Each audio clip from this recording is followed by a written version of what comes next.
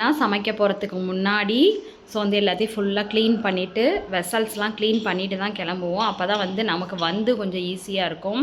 அப்புறம் வீட்டெல்லாம் பெருக்கிட்டு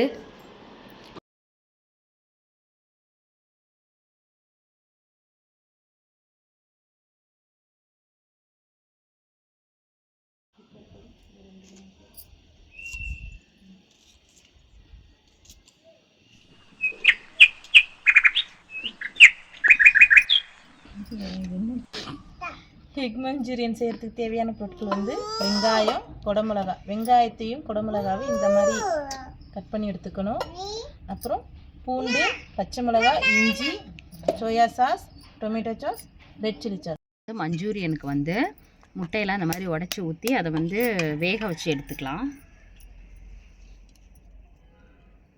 வந்து கொஞ்சமாக பெப்பர் தூள் சேர்த்துக்கலாம். முட்டைக்கு மட்டும்தான். சரி, கொஞ்சமாக போடுங்க. இப்போ கொஞ்சமாக உப்பு சேர்த்துக்கலாம். நான் வரவாங்க. இப்போ வந்து இதை எல்லாத்தையும் போட்டு நல்லா நம்ம வந்து பீட் பண்ணி எடுத்துக்கலாம். இதை வைக்கவா? இப்போ பார்த்திங்கன்னா நம்ம ஃபஸ்ட்டு வந்து முட்டை பீட் பண்ண முட்டையை வந்து தண்ணியில் வச்சு வேக வச்சு எடுத்துக்கணும்.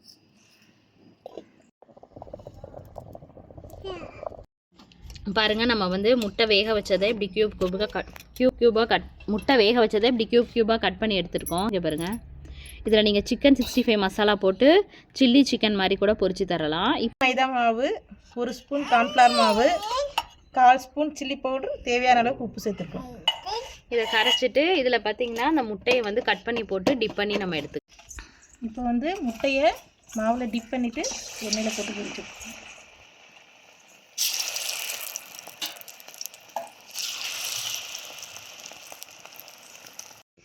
நான் கூட இது எப்படி இருக்குமோன்னு நினச்சோம். ஆனால் சூப்பராகவே இருக்குது. சும்மாவே நம்ம இதை மாதிரி செஞ்சு பசங்களுக்கே கொடுக்கலாம். இதில் நீங்கள் கொஞ்சம் 65 மசாலா போட்டு கொடுத்தீங்கன்னா 65 மாதிரி இருக்கும்.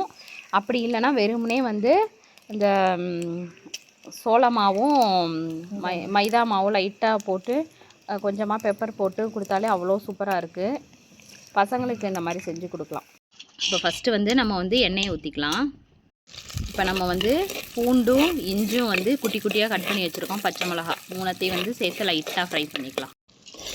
இப்போ பார்த்திங்கன்னா வெங்காயமும் குடமிளகாவும் போட்டிருக்கோம். எதுவுமே வந்து ரொம்ப வதங்கக்கூடாது. கொஞ்சம் வந்து அரை வேக்காடோட தான் இருக்கணும்.